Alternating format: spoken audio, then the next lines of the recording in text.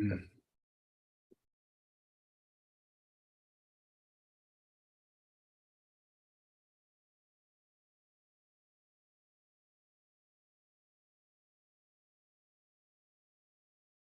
Hey, everybody. Welcome to another episode of the Investor Frame podcast. I'm your host, Paul Sparks. And on this show, we ask successful real estate investors and entrepreneurs to share their stories so we can all learn from their experiences and get closer to the things that we want in life. Today, I've got a special guest, Nicholas Nick. He's here to talk a little bit about, his journey into entrepreneurship. He's done so many cool things. He's worked as a restaurant manager for 16 years before going full-time into real estate, worked as an executive for for a pretty large real estate education company. And now he is an entrepreneur who basically runs a company called Lead Mining Pros. And these guys, they give real estate investors an opportunity to choose your own adventure. I'm excited for him to explain that today. And welcome into the show, Nick. Yeah, thank you so much, Paul. Thanks for having me, man. Excited to be here. Well, it's awesome. So we start every show off with what we call a 6-word update. Do you have a 6-word update for us? I do. And it's perfect. I just created this quote on my Facebook wall the other day, and it is, take action now, get perfection later. I love that. And so how have you taken action now and get perfection later? Because that's, I think what keeps a lot of us from starting is this idea that, well, I don't have it all perfect. Right. Well, my whole life is that, man. Everything I do, I own, I have 4 cars. I have 3 jet skis. Like, dude, I'm a massive action taker, and, I bring up those things. And why do I have 3 jet skis? Well, I had 1 and like my friends don't want to ride bitch, right? Who the hell wants to do that? So I got another one, and then I got a 3rd friend and he's riding bitch. And I was like, well, this is ridiculous. So, I got a 3rd one, but that's just in my personal life. In business, like everything I do, so I own a lead generation company. And if I could tell you that is the attitude of a lead generator, right? That's the attitude you want. Hey, we're going to get them on the phone. We're going to get them going. You're going to go ahead and you're going to have to perfect this lead later, but I'm going to get someone interested now. And that's what I really do in everything. Right now we've got massive pieces moving in business at Lead Mining. I'm creating so many new products. I can't even get into it, not because they're a secret, but because there's just so much happening. And, and one thing I do as an example is before I create something, I put it on the website, like I already have it. Okay. And then I wait. And this is a great tip for entrepreneurs. I wait for my customers to bring it to me. Hey, man, so I'm seeing this thing on the website, dude. Like, what you? And I'm like, yeah, and then I softball it out, and so that is a great example of action now, perfection. And I tell the person, hey, you're actually going to be my first one. I don't pretend to be some super professional. Hey, we're brand new. We're trying it out. I just added it to the site. You want to sign up? And then through them, they actually become my guinea pig. And then of course we become good friends, and then we perfect it later. Oh, it's so good. This is something that we talk a lot about in our community. We call this micro stepping. When I think a lot of times when people say take action or take massive action, it gets oftentimes misconstrued as like, you've got to go create the product and you've got to go do all these things. It's sort of, well, I'm not going to make the product until I know that somebody's actually interested in buying it. Right. And that's the action that we need to take. What's the smallest step we can take forward to get some feedback so that we don't waste a bunch of energy creating something that nobody wants to buy? Yeah, exactly. And, it's really served me my whole, I wouldn't describe it as ADHD because it's just me, but everyone around me does. But, like I am all over. I do have ADHD is definitely a spectrum. And I do believe that my affliction is a blessed one. I'm not the most organized person. And one thing I just heard you say is take massive action doesn't mean you need massive organization. Right. And I think that that's what snares people all the time. And if anything, I'm the opposite. Start digging in the mountain now. I don't even care if I found gold, but then I turn around and I got a whole pile of gold and dirt behind me. And I'm like, oh shit. Okay, let's put the gold over here and the dirt over there, and that really is me and everything I do, which we're about to discover, I'm sure, over the next hour. So it's cool I opened with that because everything I've done is created through massive action first. So I'm familiar with your company. You and I are both in Family Mastermind. I was, I was looking into you when I first came in because I thought it was so cool. And I was doing a little bit of research before this show. And I'm kind of like, it's hard for me to describe exactly what it is that you do because it's very much this like choose your own adventure for real estate investors. Right. You do lead gen, you do, the whole process of generating leads and turning them over to entrepreneurs. But like, I was hoping you could do it because I'm sure you're much better at explaining all the things that you guys do. So tell us a little bit about your business. So I'm super lucky, man. 6 years ago, I founded this business and this is going to be our 6th year this year. And it's interesting because if I was a kid, and you might be able to resonate, my dad used to come home with a new electronic and be like, here, son, set this up for me. Right. And then I'm plugging it in. I'm hooking up the TV. I'm running the cables, doing everything, probably because I'm 3 feet tall and I could fit back there. But what I realized then was the setup and the execution is everything. My dad did not want to come home, mess with the wires, figure it out, spend 3 hours, get frustrated. He wants to come home, relax, have a drink, get dinner going, and then sit down and watch his new stereo later. Right. So that is what I do for lead generation for investors. Okay. And what makes us unique is a couple of things. One, I coined the phrase, at least in lead gen, all-inclusive lead generation. So my number one service is list pulling, skip tracing, cold calling, and text messaging, all wrapped up into one purchase. Okay. And you don't have to, you can provide your own list. It can be skip traced. I don't care about any of those tiny details. I'm not that company. Oh, it's got to be ours. Look. Whatever works for you, works for you. We're just here to generate leads for you. The next thing that makes us really unique and probably one of a kind is we offer true Americans, not expatriates that live in Mexico or someone who was deported, who was born in America, right? Because very often, like if a company does say they have Americans, that's generally their shtick, right? They're like a foreign person who used to live in America and doesn't have much of an accent. We actually, our whole team or half of our team is on American soil. So when I say choose your own adventure, you can pick Americans or Filipinos, and all of my packages have 4 different sizes. So that's like small to large or extra large for that matter. And the third thing that makes us unique is we're no contracts, no commitments, no setup fees. So my smallest package is $300. My most expensive is $1,300. And just how, we were speaking before, if you are an investor and you're doing all of that yourself, the list pulling, the skip tracing, the calling, and the texting, I can guarantee you that your costs are already exceeding $800 a month in just subscription overhead. And that doesn't include any employees or doing the work or probably even any skip tracing. And so what I offer people is one condensed package, just like my dad. You're going to come home and give me your real estate business. I'm going to create a lead generation department for it. And then we're going to start sending leads over to you via email the second we get them.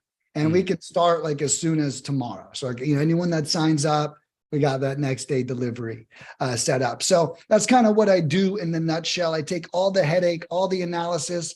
Our average employee has been with us for 4 years, and we handle everything. So all you have to focus on is getting the lead and closing the deal.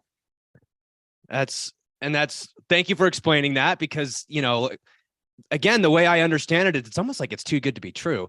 I'm a pretty new real estate investor at this full time. I've been buying rentals and things, but what I learned is that when you get into this business, it's very different being like a real estate investor and running a real estate investing business. They're very different things. Great and point. So what I did is I came in, we started doing direct mail, we were pulling lists, we were doing cold calling and texting and SEO and all these things. And And now you've got all these systems and you've got all this software and all of it has to work together. And we had virtual assistants in the Philippines and I had multiple salespeople here.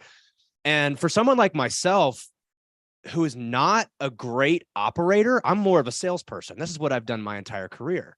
Yeah. I'm an investor.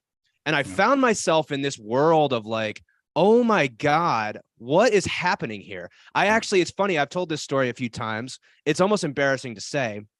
2 months in a row, I sent about $15,000 worth of direct mail with the wrong phone number on it. Dude. And it's like just lighting money on fire would have been a better, more pleasing thing for me. So let me tell you why I founded lead mining real quick. Okay. So you said I used to work at that real estate education company. Well, they charged a pretty penny to sign up. Like it was anywhere from $6,000 to $30,000. Well, this woman calls me one day. I'm the director of fulfillment. So I'm not a salesperson. I'm the guy to make sure students are happy. I got a totally different role, right? I don't want them to sell. I want them closing deals. That's my priority. This woman calls me one day. Nick, I just spent $3,000 in postcards and the phone didn't even ring once. And you know what? I never said this to her, but I bet she did the same exact thing you did. And you missed one digit, you're excited, you're checking out, you're not triple checking, something's happening. And before you know it, this money just goes away. And when I hung up with her, my heart was literally broken because she'd already paid us our fee. And now she's doing direct mail and she didn't have a lot left. And her heart was broken. So it was breaking my heart. And I realized today, if someone was to bring $3,000 to lead mining, they would get so many, like if I was to guess off the top of my head, our $1,300 packages averages 12 to 37 leads. So if you were to bring 3,000 to us today, if we were around back then, this woman would have gotten 25 to 60 leads for that same exact investment. And honestly, that's why I ended up creating this company, because I knew that there had to be a better way than just, you know what I call direct mail? And forgive me for anyone who loves it, but I say direct mail is like buying a grenade at an antique store and then a war breaks out and you're like, dude, I hope this son of a bitch works. And you throw it, you're like, and you pray that thing blows. And that's one thing I didn't like about it, was because I feel like direct mail is not a very skilled approach. It's like you do it and you wait by the phone, as to where what we do, I literally feel like we give investors a fighting chance on getting leads and generating leads in their market, because we're actually talking to these people, not just hoping that we sent a colorful flyer and that they said yes to it. Yeah. We talk, so I'm an engineer, and one of the things that we studied in engineering school is this idea called system reliability. And so the idea of system reliability is that everything is less than 100%. You can't have more than 100% reliable system. And what we learned is that, let's say you have a 90% reliable component of that system, and you also have a second component that's 90%. So let's say that 90% of the time you send direct mail, they're going to get it, or you make a text, they're going to get that text. And 90% of the time they call you, you pick up the phone. Now, of course, there's tons of other variables let's consider, right? But when you take those two components, 90% and 90%, system reliability is multiplicative, which means it's 90 times 90%, which is actually 81%. Right. So what we learned is that the more components you add to a system, the less reliable that system becomes. So you add another 90% thing. Right. Now you're counting 90% of the time your salesperson actually shows up for work, right? Well, it's no longer 81%, it's actually 72%. And your reliability goes down every single time you add something. If that hasn't been true for me in the last 2 or 3 years, I don't know what else is. Every single time I've tried to do something, I'm adding all these components, all these people, all these systems, all these processes. They've all got to go right. And because their reliability is less than 1, the reliability of my total system is significantly less. Yes, right. I love that. I really love that. And you know, what you're speaking to too is like, I had a guy tell me, and you just spoke to this, you created all these systems. He says, Nick, you know what you said this earlier, you said an investment company and a real estate investor, right? Yeah. And it's like the investment company. I had a guy say this to me. He says, I don't want to do what you do, Nick. Now I own a lead generation business and I'm just my number one client. When in reality, I want to own a real estate investing business. Yeah. Not only, and I think that's what you're saying, because when you have a real estate investing business, your reliability is at its highest. When you started a lead generation division inside of your business, right now I really love that analogy. It's like breakage. Each step along the way, you have additional breakage. You know, so we think that by adding more components, for whatever reason, it's better. But actually, the way to improve system reliability is to remove stuff. So I used to say, this is a mathematical formula that proves do less shit. It's like, do less shit and you will make more money. Right. So if you have a company like yourself, let's say that's 90% reliable, 95% reliable, whatever it is, the point is like, I now only have one component in the lead generation system, as opposed to like making sure everything goes right. All the people involved have to do everything that they're doing. I don't want to do that. I'd way rather pay you to do that. Yeah. Dude, this is a great marketing video I'm going to have to use. But no, I never thought of it like that. But, you know, you just really gave me a lot of wisdom by sharing that engineer experience with me. You know, that's pretty life-changing advice to really like apply, especially to someone who started off by saying I'm a massive action taker, right? I'm good. Well, one thing I'm good at is improving people's reliability score.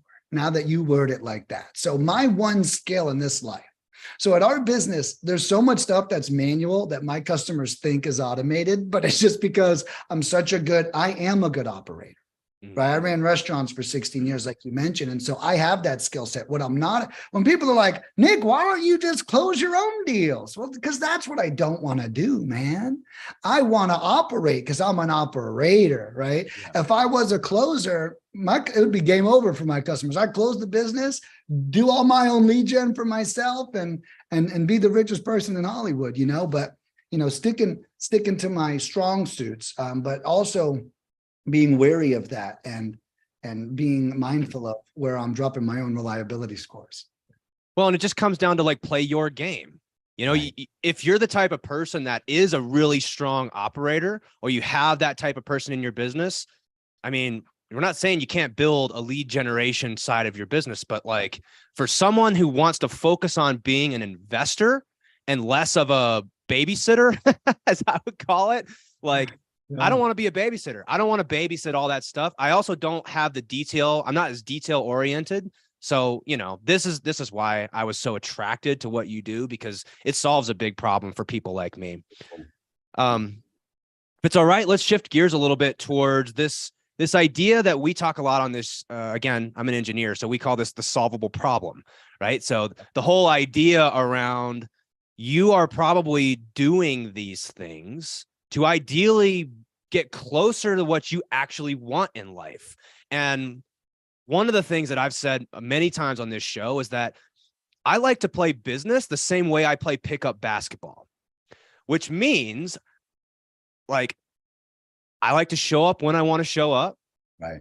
I play my ass off when I'm in the game, and I'm there to win. But when I walk off the court, like whether I won or lost doesn't really affect my mental state.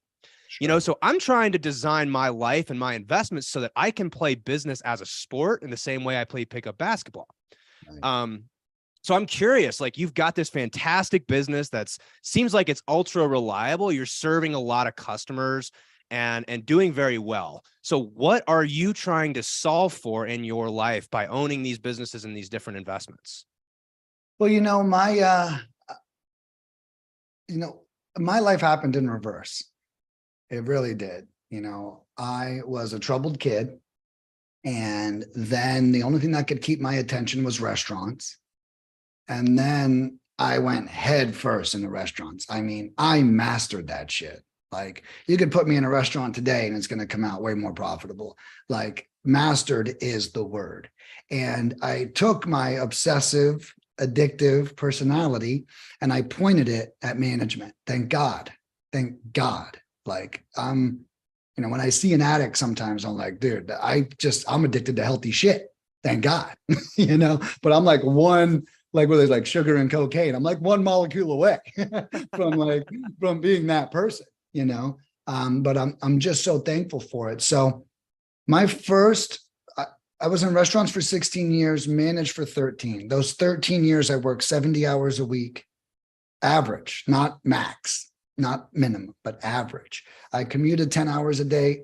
Holidays didn't exist. Family didn't exist. I was married back then. We got 8 hours a week together where our schedule coincided of us being off of work.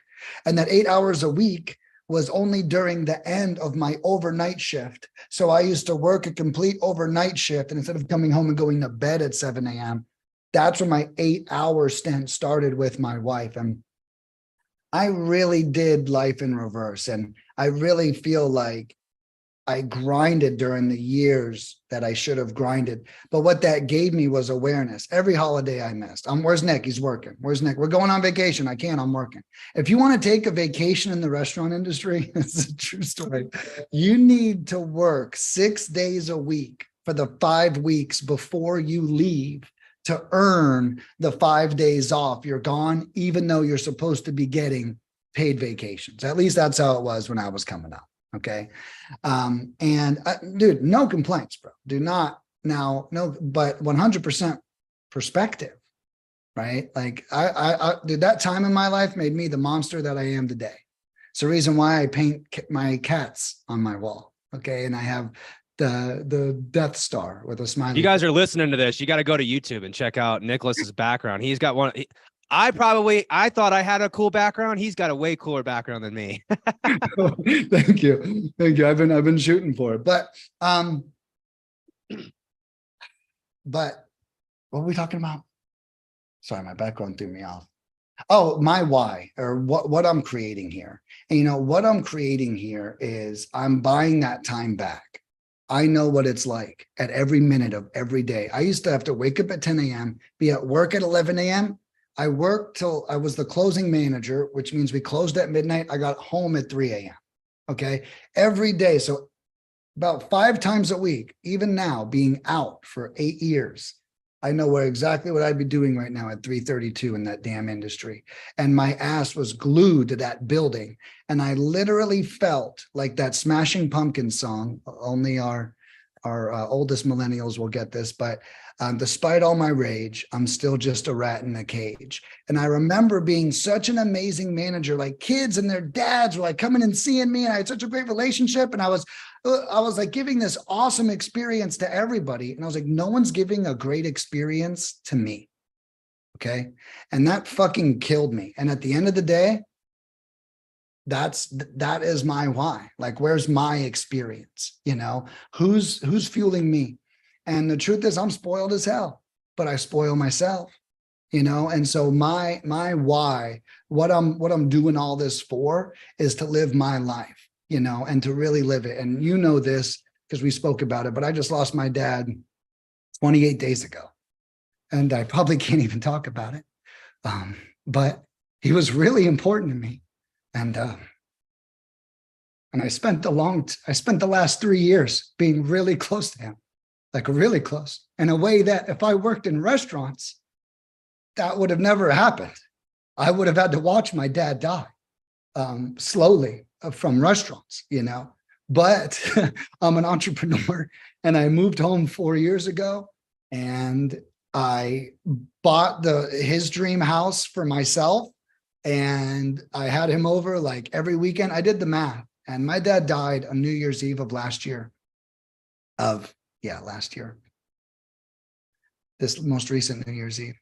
And I spent over 100 days with him in 2022, and he was sick, and then he made a full recovery. So we didn't think we were going to lose him. And then he made the full recovery, and then we lost him like out of nowhere. And it was still, I don't want to say great, but it was still amazing. But when you talk about why I'm doing this, and then I speak of selfish reasons, like I'm here to spoil myself, that's a big part of spoiling myself, you know? And now that my dad's passed away, my brain's tried to make me foresee regrets, right? You know, it's tried to make me beat myself up for the other times. But the reality is, I spent so much time with him and we were so close that I literally can't even begin to beat myself up. So let me bring it full circle. The reason I do this is to have no regrets. Mm. You know, I'm not here to regret anything. And if I'm doing whatever the fuck I want to do all day long, and if that happens to make investors rich at the same time, and it does, then we're both winning, you know? Well, thanks for sharing all that, man. I'm sure it's been a tough last year, and especially a last month, and I can't really relate. I have both my parents. So what I do think I understand from what you're saying here is that relationships, time, these are the things that you're trying to solve for, right? How do I have a business that can allow, how do you have a business that can allow you to spend time with people that you want to spend time with, or work, right? If you want to work, it sounds like you're someone who also gets a lot of energy from your job and from like engaging as an entrepreneur. And what a fantastic world to design for yourself, that you get both, and you get to sort of choose your own adventure in your own life, in the same way that you help your own clients do that. Amen. No, thank you so much. You know, and you're exactly right. You're exactly right. And, you know, and it's cool too, because every day, like, I get, this might sound weird, but I get to be to investors what my dad was to me, you know, and my dad was someone I called when I didn't know what the hell to do, you know, and I just love, like, me and my clients were really close. So the phone number on my website's actually my cell phone, just so everybody knows. So like, I literally meet everybody that calls, and 1 in 1,000 conversations aren't that fun, but literally 999 are just absolutely a blessing. And I just like I love that. And I really get, like you're saying, I get my energy. Like, my dad was such a great man that, you know, he's really like, I didn't realize it until he passed, but I'm like, yo, like, these are the same talks like my dad has with me, right? About not giving up, and you got this, and encouragement, and, you know, we're going to make it easy, you know? And so it's cool that it really is such a beautiful life cycle. Yeah. Well, and it's awesome to hear that you've built that. It took 6 years, and maybe it took you less time, but, you know, you've built that reliable side of your life. You know, you've got a business that operates, it's doing well, even as the market is shifting and people are moving around, and you still got reliability built there. And one of the things that we talk a lot about on this show is this concept of a barbell. And the idea that in order to really have a balanced, and balance doesn't always mean equal, but a balanced approach to living and generating money in business and all this sort of stuff, is you either want to be on one side or the other, and not in the middle. The idea of being in the middle is you're taking on, you know, risk and things that could go really well, but could also go really poorly.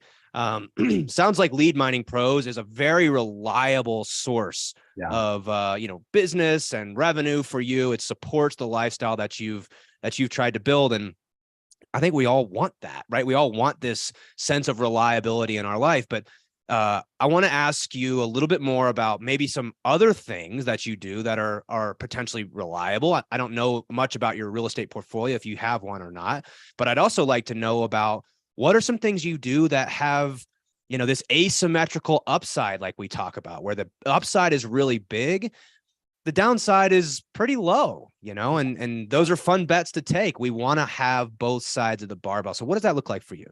So it's a couple of things. One, I do have 3 properties. I've got this one, which, boy, I didn't even realize I bought right when COVID hit. And this property is my single biggest net worth value uptick I've ever had, other than lead mining. but that was really cool. And I've got a 4-unit in Vermont, which is awesome. I'll tell you what, guys, rural areas, those puppies are great. That place in Vermont was $180,000 in rents for 5Gs a month in total. Crazy. But then, there's also snowplow bills. So there's other bills I've noticed. I'm like, that's a lot of cash flow. And then the snowplow bills me, and I'm like, okay, it's a little bit of a different story. But and I've got a property in Phoenix. I'll be honest with you, I fucking hate being a landlord. I care too much. I definitely need a property management company because I care too much. I want to be there. I want to help out, and I've got a good life. So I love being generous, but I've learned that I've got to take myself out of the equation. So I created a fake property management company that my employees handle. I just call it LMP Properties, just so my tenants stay in check. Because if they deal with me, they know, even though I'm super stern, they still don't care, but when they think they're dealing with the company with policies, that helps. But other than that, I think the safest I have 2 big safe upsides that I do. One is a stock market crash, right? I've got unique opinions about the stock market. I'm never going to leave my money in the stock market. I've already had 3 crashes in my lifetime. There's going to be a 5th, 6th, and 7th. In my honest opinion, when it crashes, you dump it in. When it goes up, you take it out, and then you let that system keep going. Very simple system. I know everyone always says it always goes back up, but just to remind you, that also means that it also always goes back down. Okay. So just a little hint there. I'm not a big stock guy, but that's just a strategy I've used. That's worked. And then the other thing I recently did, which I don't know if this makes people celebrate or cringe, but I recently just created a reinsurance company for myself. Have you heard of that? I haven't, no.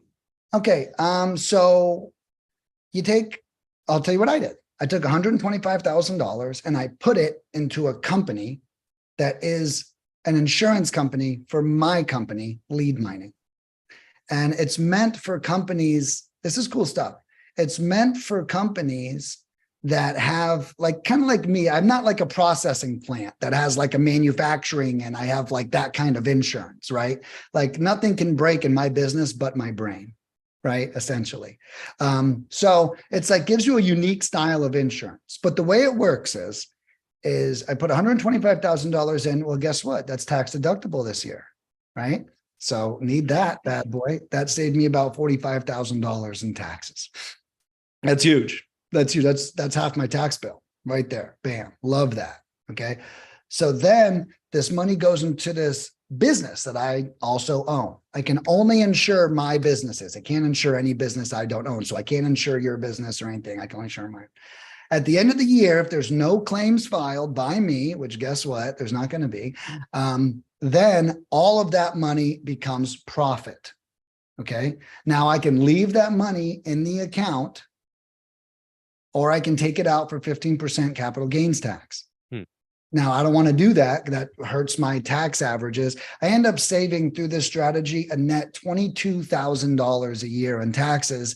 Meanwhile, I'm technically creating a super ninja savings account for my family.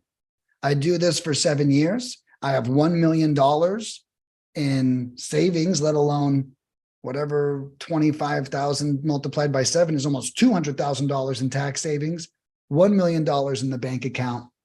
And then I cash out, right? Is going to be my goal. But so that's something really cool that I'm doing to save money. I figure that's very low risk.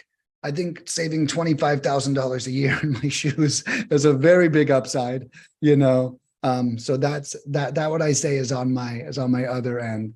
That's so cool, man. I'm familiar with like whole life insurance and infinite banking and things like this, but this seems like it's a different take on using insurance products.